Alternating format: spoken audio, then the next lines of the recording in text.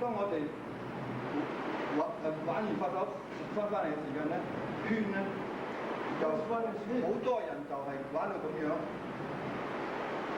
其實咁一下手係只係玩多一半。喺呢下圈手裏邊，大家要留意兩樣嘢。第一，呢個步法唔能夠過大，即係有啲人玩到好似好有型咁樣。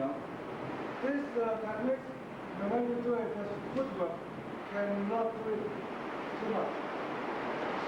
其實我哋明白點解我哋要做隻圈手。You must understand why do we do the 圈手。原因就係當我哋服住控制接咗對方嘅手。Because when we have contact with somebody's hand, 圈開去攻擊對方。is to get rid of it so you can attack. 只係夠圈開去咁嘅攻擊對方啦。圈嘅動作係好少嘅。So the circling is only small, very small movement. 如果我哋一圈到咁，佢會點樣？你話？You go here, then he'll do this. 呢個係其中之一。圈手都逼。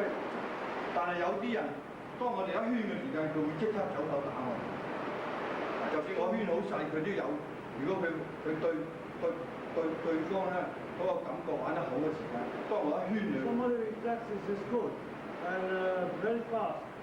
So when I do the hit, he will do this. 當我圈佢會走手打我哋。